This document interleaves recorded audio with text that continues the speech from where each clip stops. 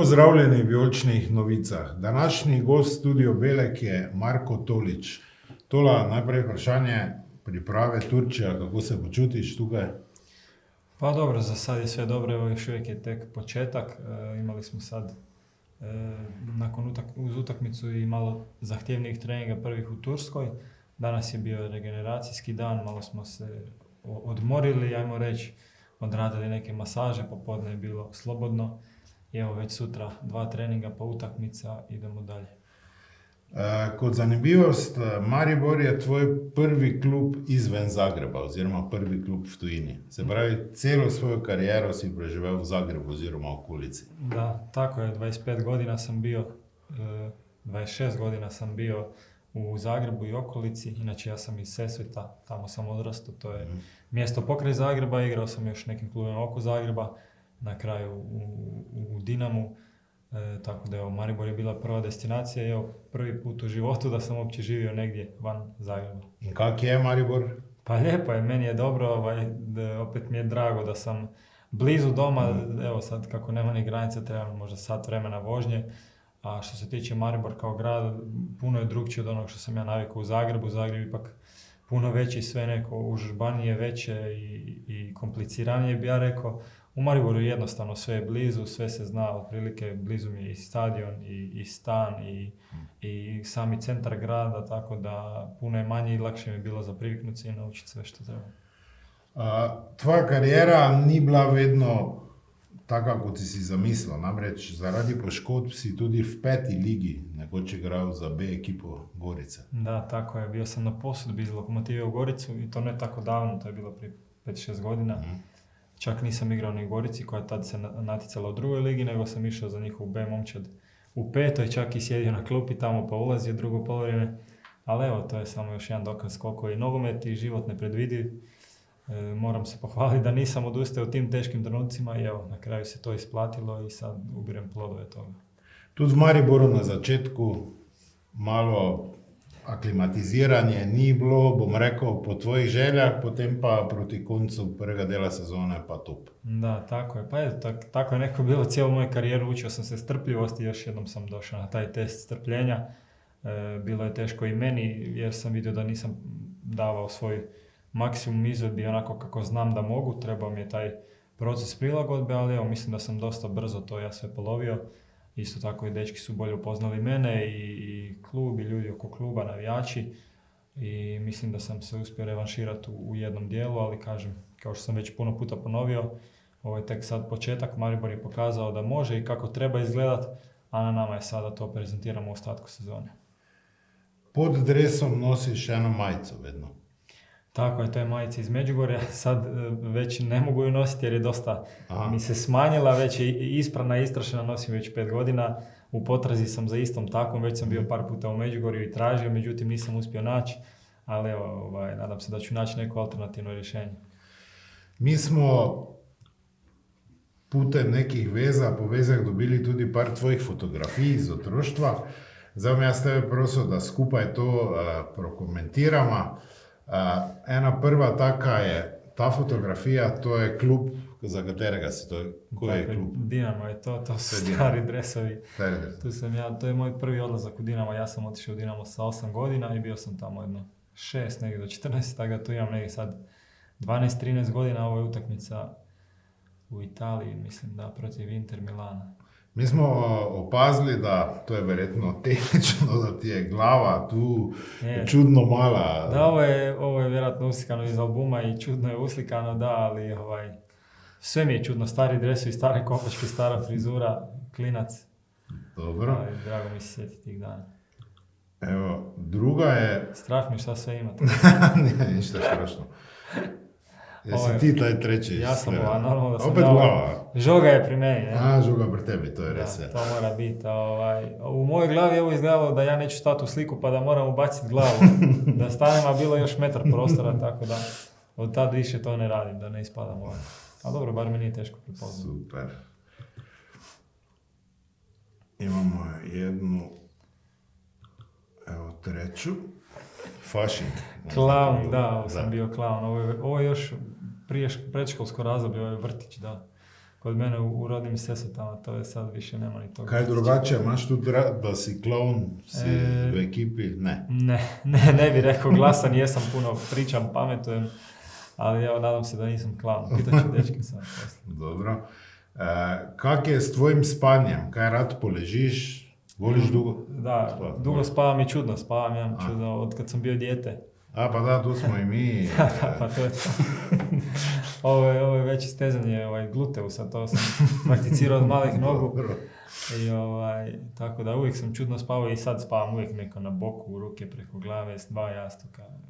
Niko ne može spavati samo u krevetu. Kak si s kuhanjem? Katastrofa. Da, ne mogu se pohvaliti.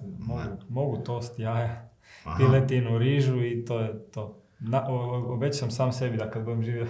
Ker mladosti vidim da si bil v kuhinji. Ne? Da, bio sam, ali tu sam vjerojatno smetao mami negdje, trčao oko nje da ona ne može u miru raditi, ali kuho nisam siguran. Samo sam jeo dobro. Dobro, vseeno bomo poskusili, ker je v oddaji Vijolične novice Studia Belek na vrsti kulinarični kotiček. Tola, mi bomo vseeno probali z enim receptom, z eno hrano. Za tebe smo zbrali zagrebački odrezak, zagrebški zrezek. Če bi ti nekdo rekel, da ti pripremiš to hrano, kak bi se lotil tega? Kak bi se lotil? Da, kako bi napravio zagrebački odrezak? Da ga moraš. Da moram napraviti, prvo bi uzeo mobitel. I prva opcija je zvat mamu, a druga opcija je Google. I onda, jer ovako u startu znam šta mi treba, ali kako pohanje i ovo, čak sam i to radio kad sam bio dijete, onda je pomozi mami pa ubaci u, kako vi kažete, prezle, brašno, jaja, to sve znam. Ali sad ovaj dio, mislim, možda nešto bi se tu čarobiralo, ali jedenje bi bilo na vlastitu odgovornost. Dobro. Če ne bi skuhal, kam bi nas, recimo, če prijemo k tebi na obisk, ti peljal na zagrebački odrezak? Na zagrebački odrezak, dobro pitanje. Ima jedan restoran u centru Zagreba, sad sam zaboravio kako se zove. Bio sam tamo i jeo sam, ali evo, ne mogu se sjetiti kako se zove, ali evo, znam gdje, tako da tamo bi vas odveo. U samom centru Zagreba u Ilici ima jedan restoran i odlična je zagrebačka domaća hrana. Ima i zagrebačko neko ime i cijeli ambijent unutra je takav, tako da tamo je sigurno dobar zagrebački. Poznaš mogoče restoran Ribič, veliko trgovišće? Ne. Tamo je najbolji. Tamo je najbolji zagrebački. V oddaji Vijolične novice iz Studia Belek imamo tudi novo rubriko, to je pantomima.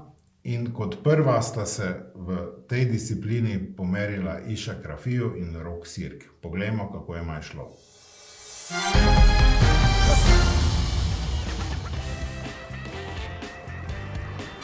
English or Slovenian? English.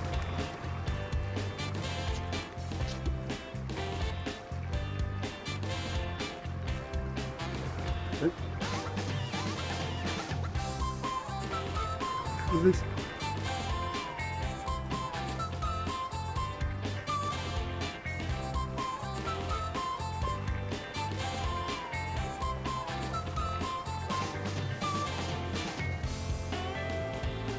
Melek. Who? Milek. Who? Milek. Martin. Martin Milek.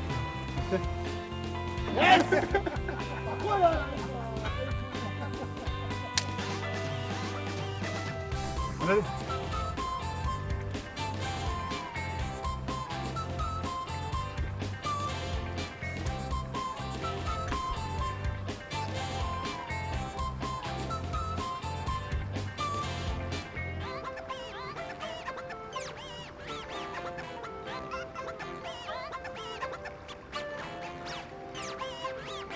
Kroa.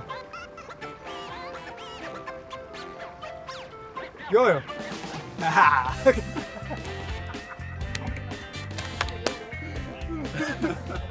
Just like this. Show me this. Play the whole world.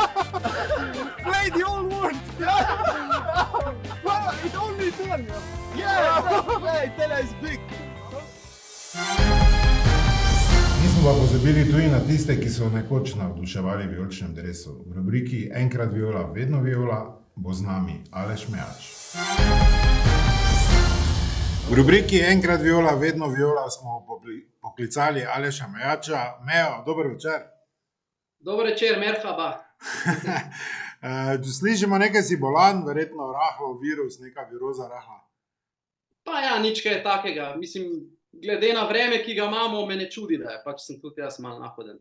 Ampak ni panike. Spremljaš kaj? Nekoč tvoj Maribor na pripravah tudi? Pa veš, da spremljam. Te vaše rubrike so se zmer lepo pogledati pa se nasmejati. Pa tudi tekme, seveda. Ja, kar spremljam, no, moram reči. Hvala seveda za komplimente. Si še kaj v nogometu, razen tega, da si gledalec in navijač ali ne? Mislim, posredno, no, če lahko tako rečem, pač glede na to, da sodelujem z ogromno športniki, nekako na ta način, da bi pa brcal še tak za dušo, pa pač ne več. Da sem šel v neke druge vode, bolj kolesarske, to je tebi tudi blizu, ne? Tako da to, no, pravim, brcam pa bolj kot ne nič več. Maribor pa seveda spremljaš. To pa ja, seveda. Kaj počneš točno? Malo nam povej. Kaj počnem? Ja, v bistvu sem podjetnik, da lahko tako rečem, pač svetujem glede financ športnikom, ker se mi to zdi neka tema, ki je v veliki meri spregledana oziroma se ji ne posveča bolj kot ne nobena pozornost. Vem pri sebi, kaj bi meni recimo še dodatno pomenilo po koncu kariere, nek dodaten denar, da tako rečem, in pač s tem sem bil, da je priložnost, da športnikom pač se da informacijo, da ni se pravi fuzbal, da bo enkrat tega konec in da bo posledično tudi prejemkov oziroma prihodkov, ki so jih navajeni, enkrat konec. In v tem primeru pač je smiselno oziroma da razmišljajo, da je tokom kariere treba dati nekaj za sebe, da bojo potem to lahko koristili iz tega fonda za nadaljnjih 50-60 let po karieri. Predvsem to, delam na nekem finančnem svetovanju, to pa malo v nepremičninah, tako da v podjetniških vodah, bom tako rekel. Seveda si pa tudi prek svojega sina tesno povezan, bom rekel, z bivšim klubom. Mislim, ja, seveda, pravim, posredno povezan, seveda, mali obiskuje nogometno šolo, tako da ja, z veseljem hodi, številko ima tako Ata 7, oziroma tako sem jaz smel, ne. Tako da ja, no, že iz tega je pač prijetno se vračati v Ljudski vrt in pa upam, da bom mogoče enkrat na nekem nivoju, vsaj to, ko je bil Ata, recimo, ne, ali pa mogoče kaj več, ne. Mejo, verjetno se še spomniš tvojih priprav v Turčiji, tukaj v Beleku, mogoče kakšna anekdota? Ja, spomini so lepi, prijetni, anekdote, ja, jih je bilo kar nekaj. Zdaj tak iz glave, prvo, kar mi je, bi vprašal, tisti gospod kolega je še tam v Turčiji? To Uroš bo vedel, Željko, kolega je. Edina stvar oziroma edino besedo slovensko, ki je znal, smo bili mi za njega kolega, vsak je bil kolega njegov, ne. Ja, vem. To je ena taka. Druga pa pač zanimiva je bila, ko smo, valjda, mogli smo paziti, ker smo se vsak dan vagali, ne, in smo pač mogli malo paziti na prehrano. Tu pa je bil pač iznajdljiv Fajič, ki se ga spomnimo, ne, sicer vzel si je najbolj globoki krožnik, kar je bilo možno, solato si je nametal, pol kile solate, ne, predtem pa si je pomfri stresel not v krožnik, solato preko, in ko so trenerji pa Borko za telesno pripravo hodili mimo pa gledali v naše krožnike, ne, če je vse BP oziroma če je vse zdravo, je on pač bil kot nekdo, ki samo solato je, ne, ni pa se videlo, da ima pol kile pomfrija še spodaj, ne, notri oziroma notri v krožniku, ne. To je bila ena stvar. Druga stvar je bila zanimivost ta, recimo, da s mojim cimerom, zdajšnjim športnim direktorjem Šulerjem, sva celih 14 dni vsak po večer, ko sva šla spat, imela odprt balkon, ne, sicer ne vem zakaj, ampak tako se nama je zdelo, ok, zjutraj, ko sva se zbudila, sva pa bila bolj kot ne ledeni kocki, oziroma termostat je 13 stopinj kazal, ne, ampak ne bi zaprla, midva pač pustila sva 14 dni, to vsaki dan odprto, tako da zgleda nama je to pač pasalo, ne, tako da to je nekako tisto, kar mi pride prvo na pamet, dobro, pa barantanje za tiste originalne ure, ne, pa te stvari, tako da, kar no, lepi spomini, no, na priprave pa na Belek. Mejo, najlepša hvala tako tebi kot tvojemu sinu, pomladko NK Maribora želimo vse najboljše, seveda tudi tvoji družini, dosti uspeha na poslovni poti, enkrat Viola, vedno Viola in hvala lepa, da si vzel čas za nas in lep pozdrav iz Bileka. Hvala Šalca, hvala vsem vam in lepe pozdrave. Adijo. Nagradno vprašanje za 6 vstopnic, ki bo za derbi 19. februarja proti Olimpiji v Ljudskem vrtu, se tokrat glasi: kdo je najmlajši vijolični debitant na evropskih tekmah? Vaši odgovori na Facebook strani NK Maribora.